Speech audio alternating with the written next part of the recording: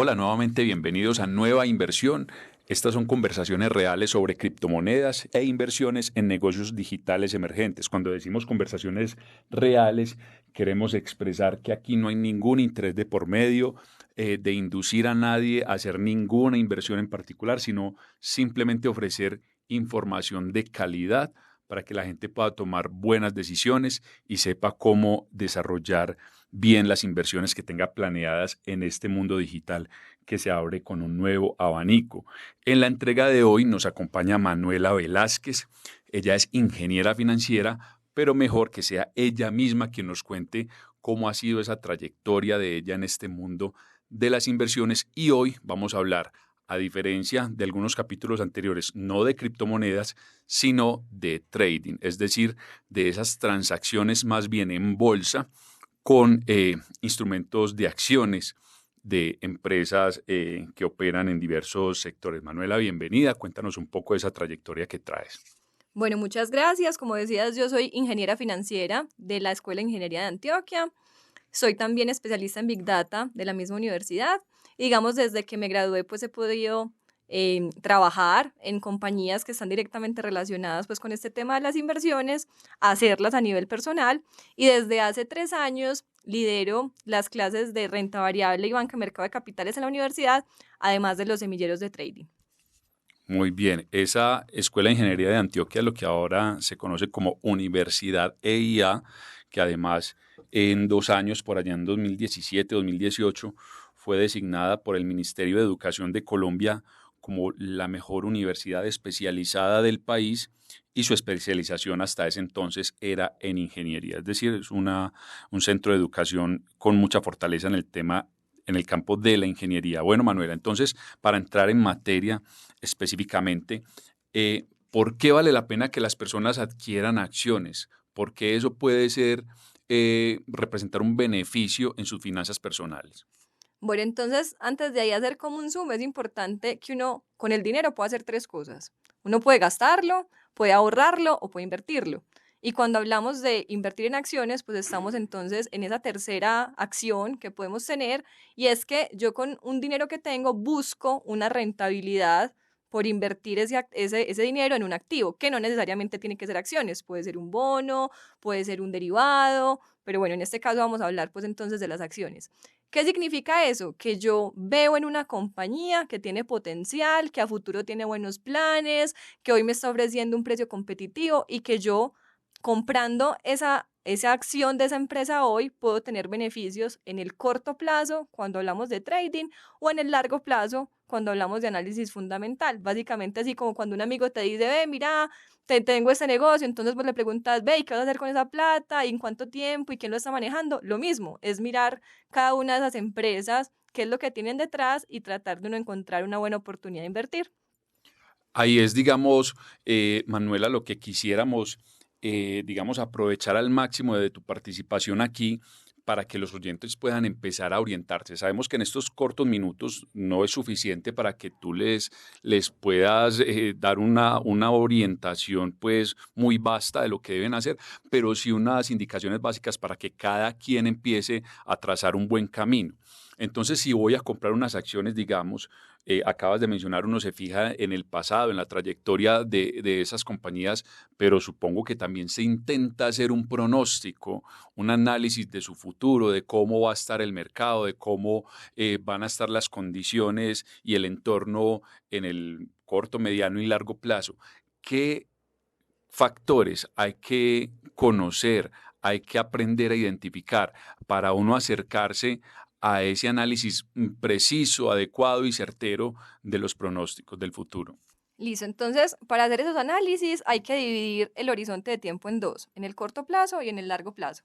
Cuando hablamos del corto plazo lo hacemos a través del análisis técnico para inversiones de trading, que son, digamos, intradías o más corticas, y uno ahí lo que mira son gráficos. Las acciones o los activos todos los días operan en un mercado y marcan un precio diferente, y esos precios uno los ve reflejado a través de gráficos que podemos ver en las diferentes plataformas. Desde hace mucho tiempo se ha estudiado el comportamiento de esos gráficos. Entonces hay gráficos que se comportan como una W, como una V, como un hombro, cabeza, hombro. Son un montón de figuras que llamamos chartismo clásico, que los inversionistas conocen y que al conocerlo, pues entonces operan a través de eso. Entonces lo primero es conocer ese chartismo clásico, conocer las velas, conocer los gráficos para hablar de análisis técnico. Cuando hablamos del largo plazo, entonces hablamos de análisis fundamental, y ahí es meternos dentro de las empresas, qué utilidades están generando, qué tanto están endeudadas, qué dividendo están pagando, y entra uno a mirar múltiplos financieros, a comparar esos múltiplos con otras empresas, con otras industrias, y lo mejor que puede pasar es que tanto el técnico como el fundamental me den señales de compra, si quiero invertir pues a largo plazo y comprar, o señales de venta, porque yo también puedo ganar plata vendiendo y comprando más barato, que se llaman ventas en corto. Es eso, el mix de esos dos análisis, por decirlo así. Manuela, ¿no será, diciéndolo un poco de manera escueta, que esa inversión a corto plazo en estos mercados financieros del trading, cuando nos hablabas de esas figuras, que aprovecho para tratar de traducirle un poco a ese oyente que no está muy familiarizado, cuando mencionabas que las velas, que el hombro, cabeza, hombro, que la W, es simplemente cuando se traza, digamos, sobre una línea de tiempo o plano cartesiano, es decir, que tiene un eje horizontal y otro eje vertical, y esas gráficas, como en un electrocardiograma, que es muy familiar para casi cualquier persona, va dibujando distintas formas. A veces, si usted la analiza, esa línea que se va trazando parece una W o un hombro porque es una montañita pequeña, luego una cabeza porque es una montañita más grande y luego otra montañita pequeña, y a eso se le llama hombro, cabeza, hombro, y en fin, así distintas figuras como mencionaba aquí nuestra invitada Manuela. Pero entonces, cuando se hacen o se piensan y se trabajan esas inversiones a tan corto plazo, Manuela, ¿no estaríamos hablando también de un ejercicio especulativo? Sí, digamos que el trading es eso, es especulación, y hay algo importante, y es que nos lo han vendido como algo muy fácil, como algo que se aprende de un día para otro, pero en verdad es una disciplina, algo que nos tiene que gustar, que tenemos que estar actualizados, ver qué está pasando en noticias. em, y cuando se hace trading es porque, digamos, se cree que los gráficos o los activos que se han comportado de una forma se vuelvan a comportar de la misma manera. Estamos creyendo en la historia de un activo y que creemos que esa historia se vuelva a repetir, ¿cierto? Ahora, hay que aprenderlos, analizar muy bien, tener una experiencia, pues como antes de entrar ahí y pues invertir el dinero, porque a la hora de invertir, como es algo especulativo de corto plazo, entran a jugar otro tipo de cosas, las emociones, por ejemplo. Entonces ahí hablamos de finanzas comportamentales, que es que entonces Rusia y Ucrania están en una guerra, entonces por más gráfico que yo esté viendo, hay un fundamental muy fuerte que hace que ese gráfico cambie de dirección. Entonces hay un riesgo grande, es especulativo, pero me tengo que llenar de herramientas, de disciplina y de conocimiento para poder hacer las cosas bien y seguir la estrategia. Ahí mencionabas un ejemplo, el de una posible guerra, enfrentamiento bélico entre una gran potencia económica, armamentística, tecnológica, científica, que es Rusia, y un vecino pues interesante por sus territorios, que es Ucrania. Desmenucemos un poco eso, porque al oyente que no está muy familiarizado con estos asuntos de la inversión, le puede decir, pero ¿qué tiene que ver lo que esté pasando por allá prácticamente al otro lado del mundo para Latinoamérica, que es el público que escucha este podcast, con mis inversiones, con mis finanzas? Eso yo no creo que tenga nada que ver directamente, pero entonces, si desmenuzamos eso, Manuela, expliquémosle un poco a las personas qué ocurre cuando resulta que el petróleo, el gas que mueve a gran parte de Europa está precisamente en esos territorios. Entonces, si se afecta, digamos, la provisión, la seguridad de poder estar operando y entregando continuamente esos bienes, esos productos, esas materias primas, petróleo, gas, la economía de ahí para abajo empieza a tener una cantidad de afectaciones. Cuéntanos un poco eso, Manuela, por favor. Listo, entonces es un tema de correlación. Los activos se comportan o reaccionan a ciertas cosas que pasan en el mercado dependiendo del país en el que estén, lo que produzca ese país. Bueno, entonces te voy a dar unos ejemplos claros. Por ejemplo, el gas natural. Entonces, yo utilizo gas natural para prender las calefacciones cuando hace mucho frío. Pues hablemos de Estados Unidos. Entonces, si hay un invierno muy grande en Estados Unidos, la gente va a ir a prender las calefacciones, entonces necesito más gas. Como necesito más gas, ley de oferta y demanda. Estoy demandando más gas, entonces sube el precio del gas. Otro ejemplo, Semana Santa. Entonces, los Viernes Santo no se come carne de ganado. La carne de ganado se opera en un mercado de futuros. Entonces, hay ganado, pero la gente no quiere comprar, entonces cae el precio de la carne en Semana Santa. Y en este tema que estamos hablando de Rusia y Ucrania, como decías, son productores de petróleo y de gas. Una posible enfrentación hace que se vea impactado esa producción, que por cualquier motivo no se pueda llegar a producir lo que se espera, entonces que haya menos oferta de petróleo y gas en la economía. Cuando sucede eso, quiere decir que la que queda se va a poner más costosa y eso hace que incremente el precio de esos activos. ¿Qué más puede pasar? Que hay miedo detrás de eso que está pasando. Y cuando hay miedo, las personas siempre se refugian en un activo y es el oro. Siempre el oro ha sido un activo refugio. Las monedas antes estaban respaldadas en pesos, oro. El Banco de la República tenía guardado lingotes de oro para respaldar sus divisas. Entonces, como hay incertidumbre, como no se sabe qué va a pasar, la gente quiere refugiarse en el oro y sube el precio del oro por esa incertidumbre que hay en el mercado. Y así pasa con muchos activos dependiendo de lo que esté sucediendo de manera macroeconómica. Entonces, mira que es interesante y para el oyente nuevamente, supongamos, si ese oyente tiene oro, entonces mire qué tan diferente es vender oro cuando hay miedo que cuando no lo hay. Entonces ahí queda una clave muy interesante que nos sigue entregando Manuela. Manuela, mencionabas un ejemplo interesante y creo que vale la pena también eh, profundizar un poco en él, y es cuando decías, la carne de ganado, por ejemplo, se mueve en un mercado de futuros. ¿Qué quiere decir esa expresión, mercado de futuros? Listo, entonces el mercado de futuros es que yo puedo negociar en un tiempo determinado, a un precio determinado, un activo que necesito. La voy a poner fácil, hablemos del dólar. Entonces yo exporto, yo soy una exportadora, exporto flores y yo sé que en 3 meses me van a pagar esas flores. El dólar hoy está a 3.900, pero yo necesito asegurarme que en 3 meses pues también me lo paguen a eso. Entonces yo hago un contrato a futuro en donde yo me comprometo a comprar cierta cantidad de dólares a 3.900 en 3 meses y alguien se compromete a venderlos. Obviamente yo estoy esperando que el dólar, digamos, suba y esa persona está esperando que el dólar baje y por eso se da la negociación. Y eso es un mercado de futuros. El mercado de futuros más grande es el CME, que es en la Bolsa de Futuros de Chicago. Chicago, por su ubicación geográfica, digamos, estaba reconocida por un tema de producción agrícola y empezó así. Se negociaba soya, futuro, maíz, frijoles, carne, y hoy se convirtió en un mercado organizado. Entonces vos sos una empresa que produce cereal, necesitas asegurar la producción de soya. Vos sos una aerolínea, necesitas el precio del petróleo porque está directamente relacionado con el precio de la gasolina. Entonces a 3, 4 meses, un año, se busca una contraparte, alguien que quiera negociar, digamos, la posición contraria y fijamos un precio en un tiempo determinado a una cantidad determinada del producto que estemos negociando.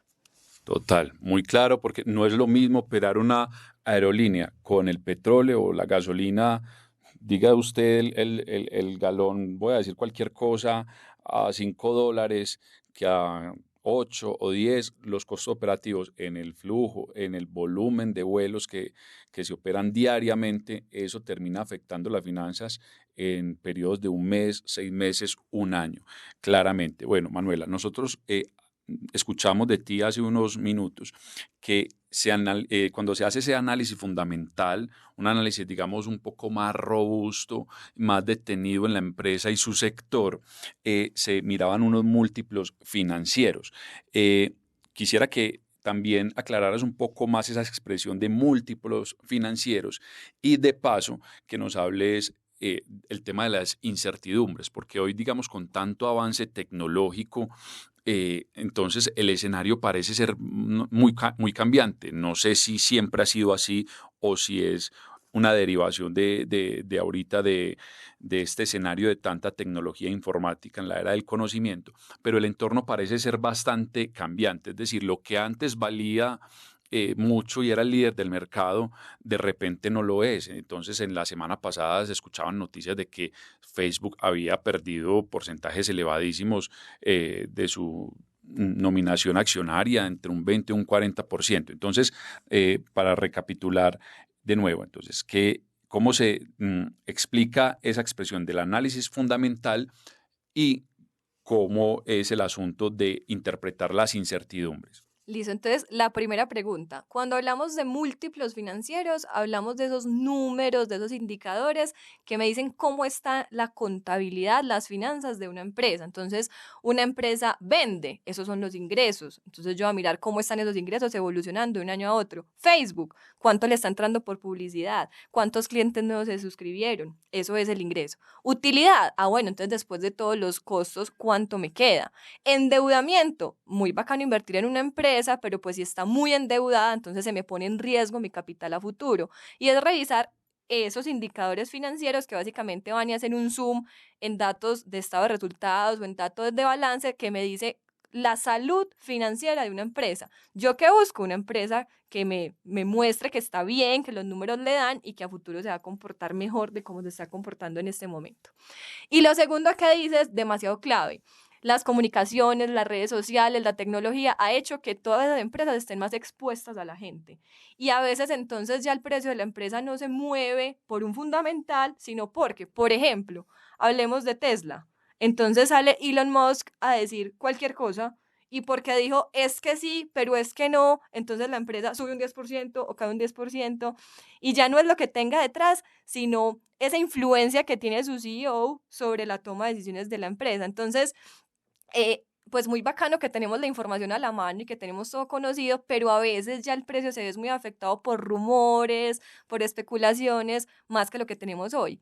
Para resumirte ambas cosas, esos precios y esas inversiones es un tema de probabilidad.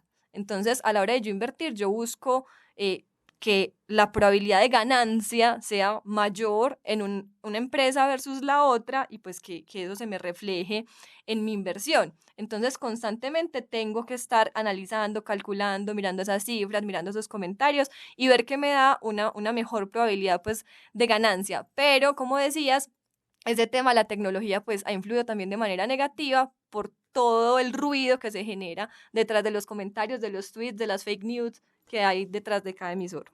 Nos hace recordar algo, Manuela, y es que en episodios anteriores insistíamos bastante que el valor del dinero y de otros bienes reside mucho en la confianza. Entonces, en la medida que esos rumores que mencionas, esas declaraciones se van dando, pueden afectar ese nivel de confianza. ¿Es así o no es así, Manuel? Sí, claro, por supuesto. Yo, digamos que detrás de eso hay un tema de riesgos, ¿cierto? Entonces ahí es el riesgo crédito, por decir, o el riesgo asociado al emisor de una empresa. Y si para mí, por ejemplo, pongamos el caso de, no sé, EPM, con lo que pasó con Hidroituango, entonces hay una menor probabilidad de cumplimiento y yo debo entonces recibir un mejor valor por esa empresa o pagar un menor precio, pues porque estoy asumiendo un riesgo más grande. O entonces con esto, por ejemplo, de Facebook, bueno, se metieron en algo completamente nuevo que es el metaverso. Entonces, ¿será que le va a ir bien a eso? ¿Será que no le va a ir bien? La incertidumbre es más grande y al yo tener una incertidumbre más grande, pues entonces eso se ve reflejado también en que el retorno que yo espero, pues debe ser también más grande. Digamos que siempre hablamos de esa relación riesgo-retorno entre cualquier activo por la probabilidad de ganancia o de pérdida que tenga detrás. Ya para ir cerrando, Manuela, yo creo que dos preguntas que son muy importantes. Una, ese buen inversionista debe especializarse en un campo, es decir, ese inversionista, si sabe del tema agropecuario, conoce el sector agropecuario, debe preferir invertir en empresas de este sector, dado que conoce un poco su dinámica, conoce su trayectoria, su historia, está empapado de las propuestas a futuro, de lo que se está investigando y desarrollando en esta materia, o el inversionista también puede ser un buen inversionista cuando por decirlo coloquialmente, se riega en un abanico muy diverso de empresas de distintos sectores, llámese finanzas, llámese tecnología, llámese agroindustria, llámese estética o todos estos productos pues para el cuidado de la piel y del cabello y todo esto. ¿Cuáles, digamos, como esas pautas de hacer una buena inversión? ¿Vale la pena profundizar en un solo campo o diversificar? Bueno, entonces eso tiene sus pros y sus contras, porque digamos que detrás de, yo soy una dura en el mercado de los minerales, ¿cierto? Entonces yo voy a tener sesgos hacia ese mercado, ¿cierto? Yo voy a creer que por las experiencias que yo he vivido en ese mercado, esas empresas se van a comportar de una u otra forma. Entonces a veces nos juega en contra esas experiencias que hemos tenido, ¿cierto? Y también depende del tipo de inversión. Entonces, si es una inversión a corto plazo, que lo que yo estoy mirando son gráficas, pues realmente es seguir una misma estrategia, tener un nivel de toma de utilidad, un nivel de stop. Si mi estrategia está dada por cualquier patrón como los que hablamos, debería funcionar en cualquier industria, porque es una estrategia de análisis técnico. Si estoy haciendo una estrategia de análisis fundamental, entonces normalmente los especialistas sí tienen un campo, porque es muy distinto analizar el PIG de un banco a de una empresa de oro, a una empresa de petróleo, y es difícil entenderlas. Ahora, Perdón, cuando dices PIG es un balance de pérdidas y ganancias. eso, exactamente. Entonces, para un banco, por ejemplo, la deuda es normal. Pues claro, si un banco no se endeuda, entonces ¿cómo presta? Pero si no puede ser el mismo nivel de deuda el de un banco o el de una empresa manufacturera, por ejemplo. Entonces, sí es muy difícil la forma en que se interpreta. Sin embargo, los múltiplos de utilidad, de márgenes, son similares. Entonces, uno podría compararlos, así no sea un experto en cada una de esas acciones. Uno se debería convertir como en un cazatalentos. Tengo 40 empresas o 500 empresas, depende del mercado donde esté listadas. Sin importar el rubro que tengan detrás o el sector, ¿qué me están ofreciendo? Esta está nueva y tiene oportunidades de crecimiento. Esta ya está consolidada, pero tiene una nueva estrategia. Entonces uno debería buscar, sin importar el sector, cuál me está ofreciendo un mejor retorno. Muy bien, Manuela. Ahorita mencionaste al principio, aparte de las acciones, la existencia de otros instrumentos. Mencionaste bonos, mencionaste derivados. ¿Por qué no los definimos nomás para hacer ya la última pregunta con respecto a cómo la gente puede pasar a la acción en materia de inversión en acciones? Entonces, bonos derivados. Listo, entonces cuando hablamos de bonos, hablamos de deuda, de instrumentos de renta fija en el que una empresa necesita financiarse, lo que hace es sacar deuda, uno como inversionista entonces está pues financiando esa empresa, pero recibe periódicamente un pago de interés y después de 10 años, 20 años, un plazo definido, vuelve y recibe su capital. Eso es deuda. ¿A qué estamos expuestos ahí? A un riesgo de emisor, y es que el emisor me pague o no me pague en un momento determinado. Digamos que es un mercado un poco más seguro, porque yo desde un principio conozco pues esa rentabilidad que se me está ofreciendo. Los derivados son un poquito más complejos. Detrás de los derivados están, por ejemplo, los futuros que hablamos ahorita, pero hay otro tipo de derivado, pero hacerlo como fácil de entender. Cuando uno habla, por ejemplo, de la leche, entonces la leche tiene derivados, el quesito, la mantequilla, lo que hay detrás de eso. Y el precio del quesito y la mantequilla depende directamente del precio de la leche, ¿cierto? Cuando hablamos del mercado de derivados, entonces si uno tiene un futuro de petróleo, el ejemplo de la gasolina, el futuro del petróleo depende del precio del petróleo. Entonces son activos que dependen de un precio, de un subyacente, así se llama, o de un activo en particular. Y pues finalmente son opciones de inversión que hay en el mercado. Como te digo, son varias, hay opciones, hay forwards, hay futuros que caen dentro de esa base, pero pues son alternativas, otras alternativas que tenemos en el mercado. Muy bien, igual el momento de hoy no es para terminar de entender, sino para empezarnos a interesar y empezar a tener un mapa de cómo funciona esto, para empezar a decidir por dónde nos vamos caminando y adentrando. Entonces, ya la última pregunta, Manuela, para cerrar, muy importante, ¿cómo empieza la gente a tomar acción? ¿Qué herramientas existen en Internet para ese novato en el tema del trading? ¿A dónde, a qué páginas, a qué aplicaciones puede entrar para comenzar? Listo, entonces uno puede ser inversor uno solito o digamos puede tener su dinero invertido a través de un tercero, ¿cierto? Si yo quiero invertir el dinero a través de un tercero, yo puedo abrir una cuenta en una comisionista de bolsa y básicamente confiar en lo que esa persona que administra mi dinero pues sabe. es un experto, ¿cierto? Si lo quiero hacer yo, entonces, pues antes de empezar y abrir una cuenta o lo que sea, hay que empezar a estudiar, a analizar eso que hablamos del análisis técnico, a leer noticias, a mirar el calendario económico, cuándo salen inventarios de petróleo, cuándo habla el presidente de la Fed, cuándo, bueno, toda esa parte. em, en YouTube está todo, ¿cierto? A cada persona le funciona una estrategia diferente. Alguien dice yo opero con velas, otro dice yo opero con medias móviles, otro dice las figuras no sirven. Yo creo que cada uno debe tener unas bases teóricas muy fuertes, abrir una cuenta de prueba. Una cuenta de prueba es que a ti te dan, no sé, $10,000 ficticios y tú empiezas a invertir. Y lo más importante, llevar una bitácora, un diario de esas operaciones y tú mismo, otra persona te evalúe. Entonces, hoy hice esta compra porque identifiqué que esta vela tal cosa, identifiqué, y en una semana lo revisas, ve, ¿será que sí era lo que estaba ahí o el miedo jugó en mi contra o escuché que un amigo dijo esto y me dejé llevar por esas? Entonces es unas bases muy fuertes que puedes encontrar literal en cualquier parte, unas bases teóricas y práctica, mucha práctica, a punta de cuentas de prueba. Cuando ya esa bitácora diga, ve, ya son más las ganancias, muchas más que las pérdidas, entonces voy a empezar a invertir con poquito dinero, tener pues digamos claro el horizonte de inversión y a medida que voy mejorando y que voy cogiendo experiencia, pues voy aumentando también ese monto y van mejorando mis rentabilidades. La recomendación de la experta Manuela Velázquez, hacer una prueba piloto antes de iniciar con sus inversiones realmente. ¿En qué página es donde uno abre esa cuenta ficticia, Manuela, para empezar a hacer el piloto? Listo, hay varias. Cuando hablamos de, pues, de la bolsa de Estados Unidos, que digamos es donde tenemos mayores opciones de inversión, lo podemos hacer a través de IQ Option, es una plataforma confiable, es una plataforma fácil de entender. Se escribe IQ Option. Eso. MetaTrader es otra. Hay una que se llama Robinhood que no cobra comisiones. Ahora, que la plataforma, cualquiera de las anteriores se puede desaparecer en un día, porque realmente pues no están muy reguladas. Sin embargo, esas que les mencioné, llevan una trayectoria muy amplia, pues yo las he utilizado y no he tenido como el mayor inconveniente y les dejan abrir esas cuentas de prueba sin ningún problema.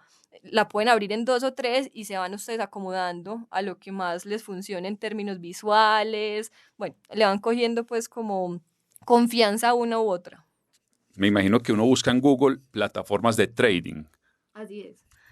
Ahí lo importante es que hay detrás de esas plataformas. Entonces, detrás de esas plataformas hay empresas en Filipinas o empresas en Bruselas. Entonces, que de pronto no sea algo muy desconocido. Esas que les dije, MetaTrader, IQ Option, hay Robinhood, Ameritrade, son conocidas y las pueden utilizar. Ameri, como la palabra América, Sí. y luego trade, que se escribe trade. Trade, Ameritrade. Manuela, muchas gracias por todas estas indicaciones tan interesantes que nos hacen. Ahí tienen los oyentes muy buenas guías para que empiecen de manera segura en el asunto de las inversiones en bolsa, en acciones, trading. Recuerden, esto fue Nueva Inversión, conversaciones reales sobre criptomonedas y negocios digitales emergentes. Nos escuchamos en un próximo capítulo. Muchas gracias.